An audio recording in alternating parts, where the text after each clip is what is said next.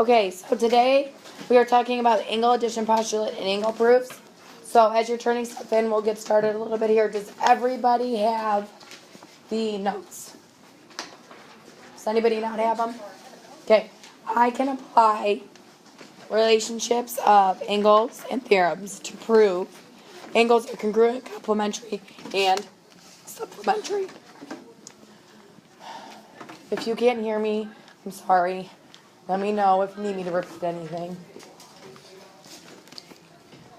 Alright, so let's talk about some of the stuff that you will be using today.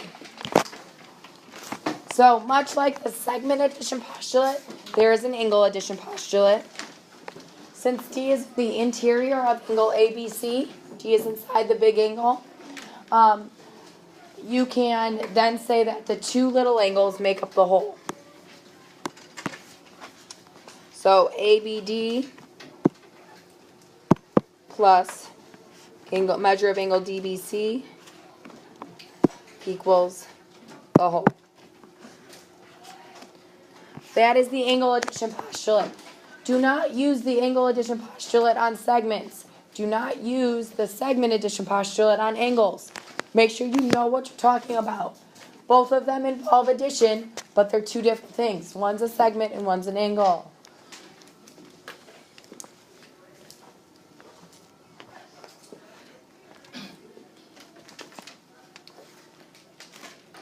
Have you taken your test yet with? Make sure you do that on the block day. And then we'll do yours tomorrow too, or Thursday. Alright, the linear pair postulate says if two angles form a linear pair, then they are supplementary angles. So if two angles form a linear pair, then they are supplementary angles. Which means they add up to 180.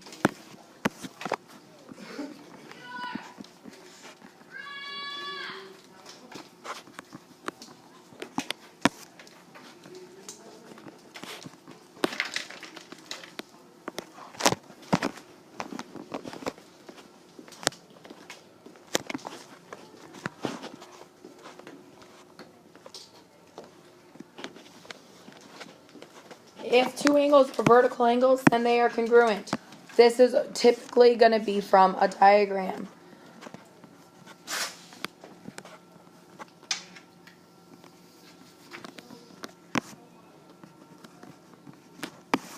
So these two, these ones you pull from the diagram. So you use the diagram to deduce these ones.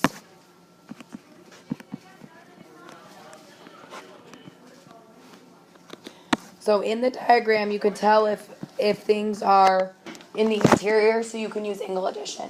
In a diagram, you can tell if something forms a linear pair because we can assume straight lines, so you can use linear pair postulate. In a diagram, you can tell if two segments are crossing. You can assume vertical angles. That tends to be the hardest ones for kids because you have to pull them from the diagram and they're not directly given to you, but they're kind of like hidden givens, right? Because they're given to you without directly saying it. And that tends to be difficult because you guys have to remember to look for those cases. Right, when you're ready, you guys can flip to the next one. Make sure you're taking notes.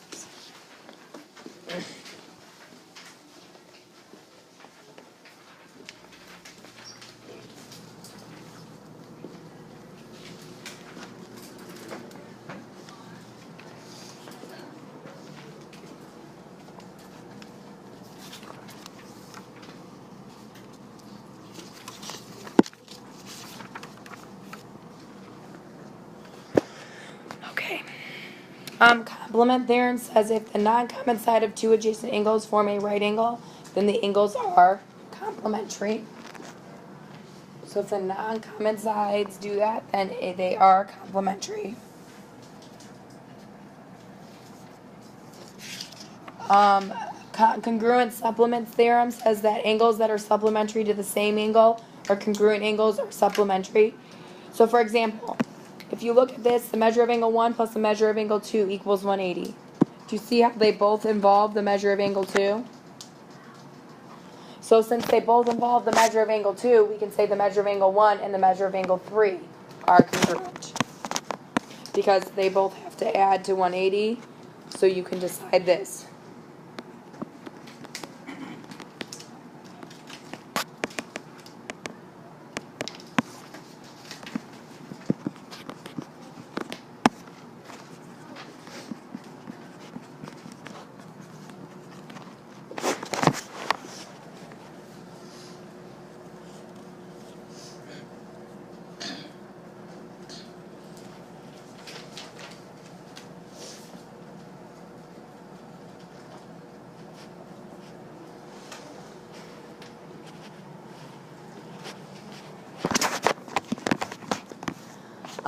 And then it's the same kind of concept for congruent complement theorem. If angles are complementary to the same angle or congruent angles are complementary, then you know the other pieces.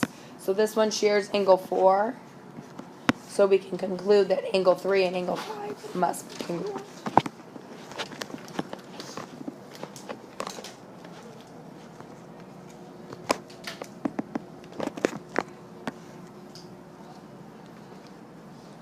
And then also all right angles are congruent. So if you know 2 angles are right angles plus u, then they are also congruent. So a few things that I want to add on here.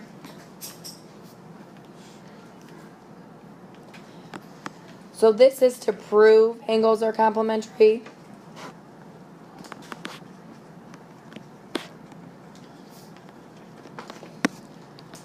If you're using the definition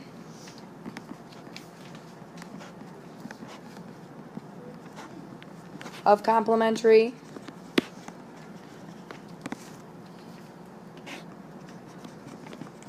angles,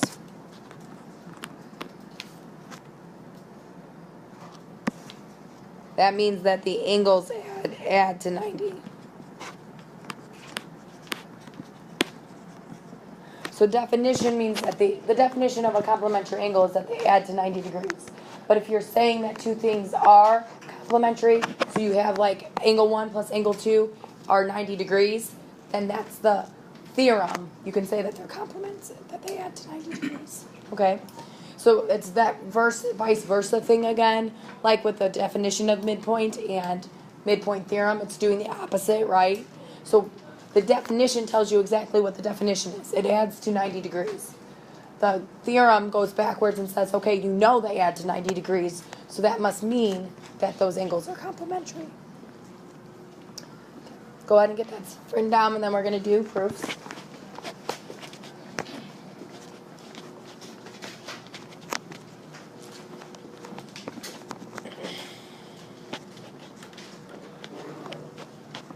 All right. Tell me what to write in the first box there, Hayden. Right, so what did we put there? Measure of angle 5 degrees, 47 degrees. And like you said, the reason was? Given.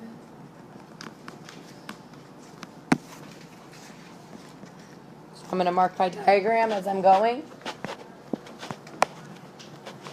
What does the linear pair postulate tell us? Yeah. Yeah, the linear pair postulate says if two angles form a linear pair, then they add to 180 degrees. So the measure of angle 6 and the measure of angle 5 form a linear pair, so they add to 180 degrees. Oh, cool. Okay, so we tell them real quick. That works. Thank you.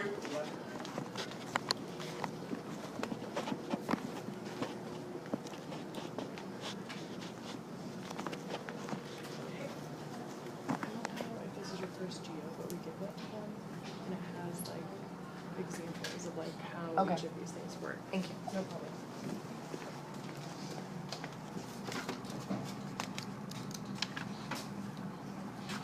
All right.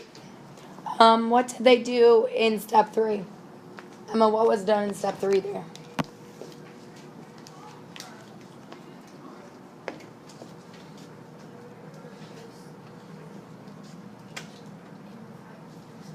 Yeah, so what property is that?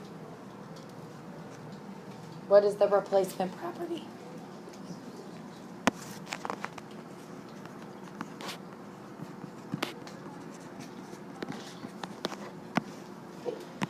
So that comes from both steps 1 and steps 2. You're using substitution. This one came from the diagram, by the way, if you were wondering where they're coming from. Okay, Kylie, what's the last step there?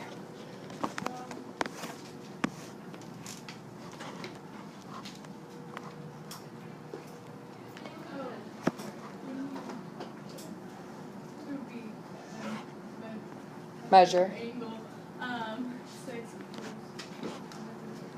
Right, what did they do on both sides? they subtracted 47. Yeah, they subtracted 47 on both sides to get to that there and use the subtraction property of equality. Are any questions on the first one? Questions on the first one? Okay. When you're ready, go ahead and flip to the next one.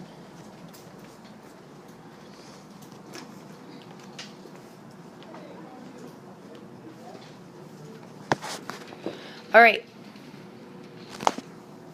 Given the measure of angle 2 equals 2 times the measure of angle 1, prove that the measure of angle 1 equals 60 degrees. So we know that, like, this is 2 times the measure of angle 1, is what we know. So what do we have to write down there? What is our first step?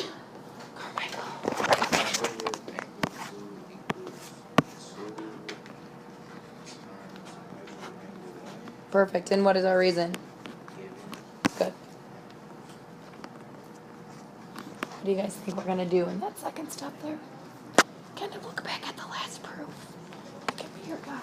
What did we do in step 2? What did we use in step 2 of the last proof?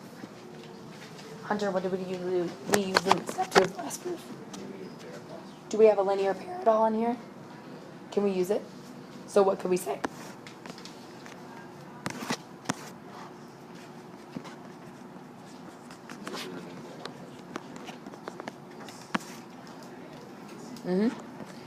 So that's from the diagram, and he said the measure of angle 1 plus the measure of angle 2 equals 180 degrees.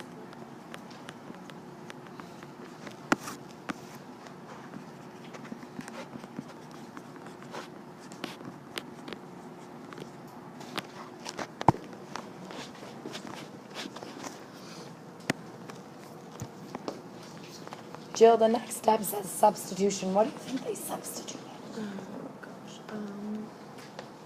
So look at what we only have 2 steps above it, so you can only use what's above it. So what do you think they said to get to substitution? The measure of angle 2. What is the measure of angle 2 the same thing as?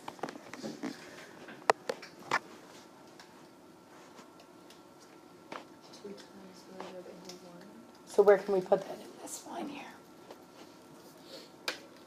What can that You can do replace? 2 times. You can do the measure of angle 1 plus 2 times the measure of angle 1 equals 180. So she just replaced the measure of angle 2, 2 times the measure of angle 1, using our given information there and our linear pair postulate. Daniel, how did they get 3 times the measure of angle 1 equals 180? What did they do? They substituted. They just added like terms, which is the substitution property.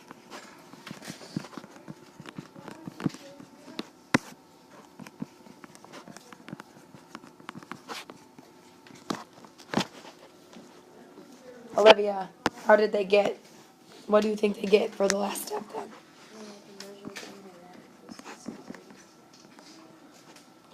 Right, and they use division, right? They divide both sides by what? 3. Good. Good. Go ahead and get that written down. And let me know what questions you guys have.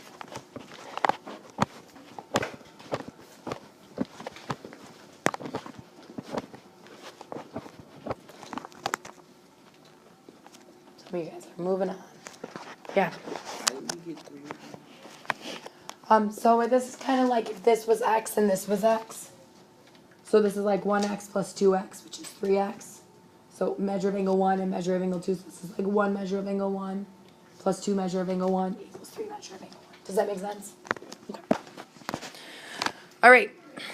Angles 1 and 2 are complementary. Angles 3 and 2 are complementary. What do we need to do first? What do we need to do first? Go ahead, Katie. Yep.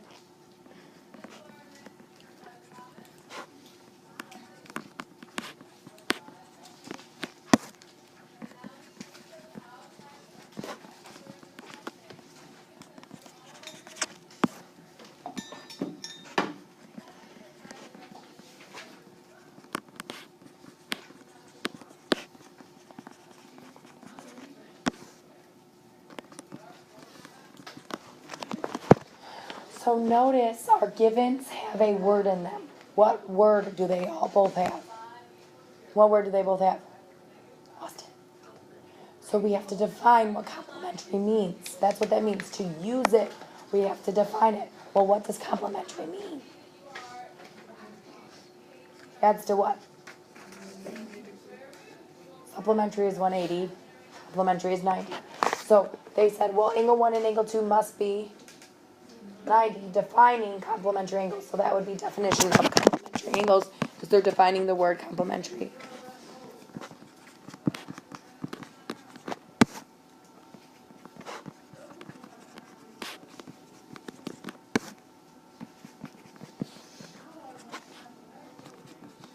So they still have to define the second one. So what would that one be, Cameron?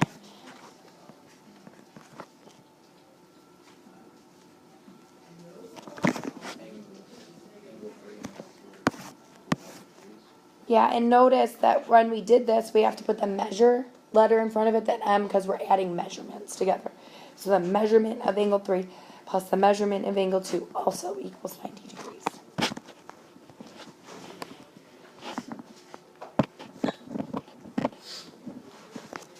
Gabe, the next step says substitution. What did they substitute? They switch out,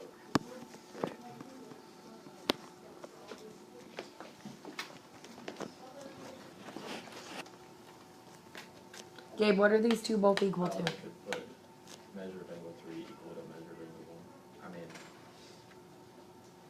We're gonna get there. But first we have to do something first.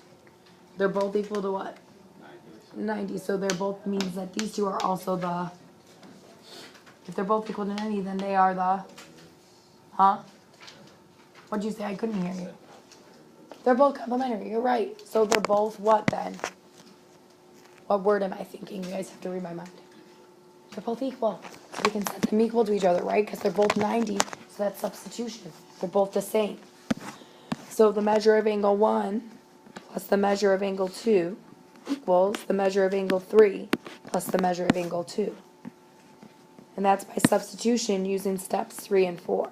They're both equal to 90, so we can set them equal to each other.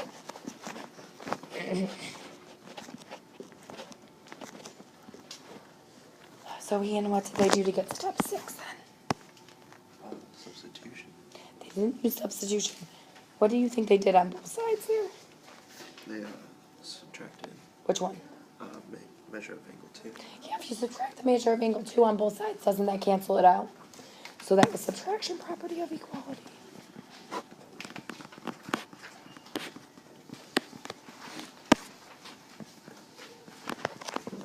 All right, what questions do you guys have now?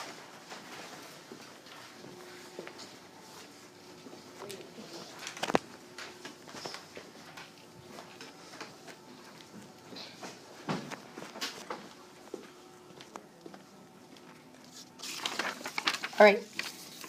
Next one says that E and F, EF and EG are perpendicular, and that D is in the interior of angle FEG. So what do we need to write down first, Abby? Gibbons. So this here means perpendicular, by the way.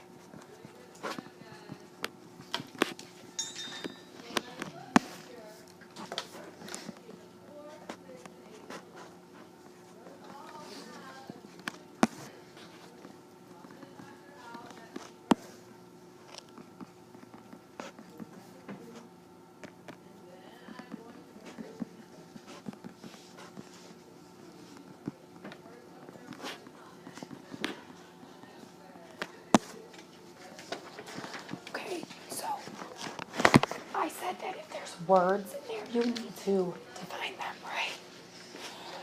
That also includes symbols that mean words. So this symbol means perpendicular. So we have to define what perpendicular means. What does perpendicular mean? What does perpendicular mean? Does anybody know? Yeah. It forms a right angle. So that means that angle FEG is a right angle.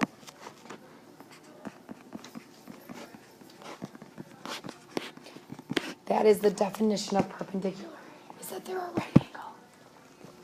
Well, do you see another word in here? Do you see right angle in here? What's the definition of a right angle? How many degrees is a right angle? 90. So the measure of angle FEG equals 90 because that's the definition of a right angle.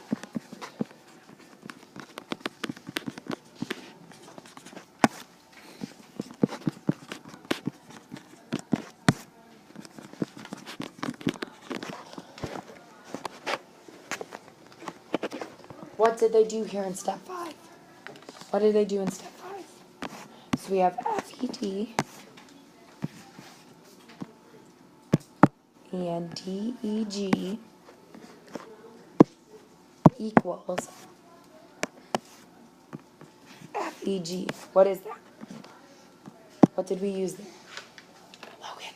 Angle addition postulate. Yeah, thank you for not saying segment addition. These are angles. We're adding two angles together to make the whole, so that's the angle addition postulate.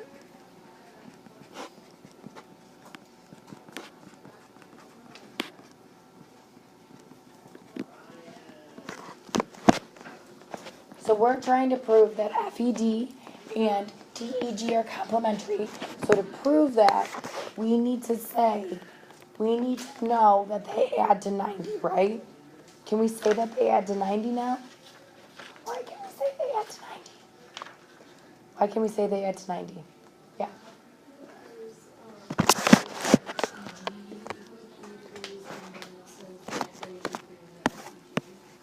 Yeah, so what property did you just use there, Katie?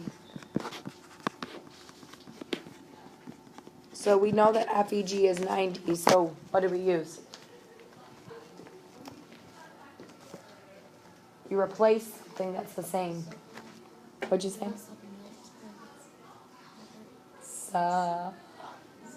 There you go.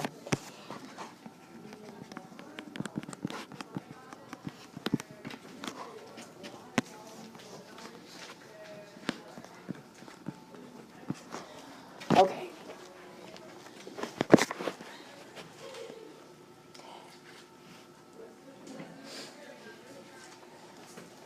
So do these two angles form a right angle?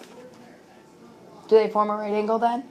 So that makes them complementary by the complement theorem.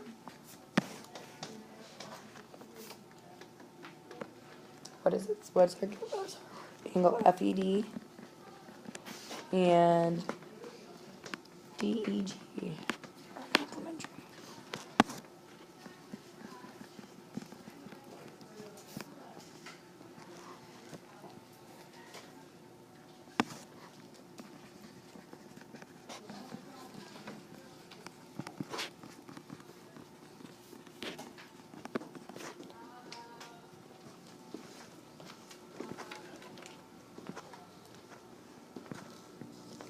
Okay, last one real quick. Measure of angle 1 and angle 3 are congruent to each other, or equal to each other, sorry. That's given, okay. So we're going to use the angle addition postulate twice. Which angle do they both have in common? This is kind of like that one we just did in the homework, right? Where we had to subtract that middle piece out. Do you see how they both have a middle piece of angle 2? So we want to keep those in there. So we want to add to get this angle. And we want to add to get this angle here. So that we can take that 2 out. To say that JOL, or we're trying to say JOL and KOM are the same. So we need to put 2 in both of them to say that they're the same. So we're going to use the angle addition postulate here twice. So the measure of angle 1 is the measure of angle 2. equals the measure of angle JOL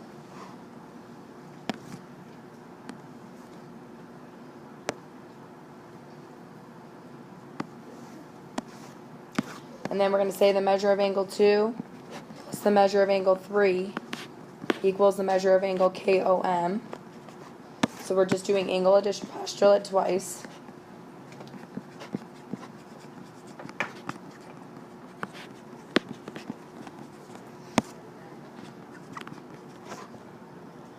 Why did they get the measure of angle 2 plus the measure of angle 1 equals the measure of angle KOM? What did they do? Lindsay? What did they substitute? They took out 3 and replaced it with 1, right? Because we know that those two are the same up here. So they use substitution.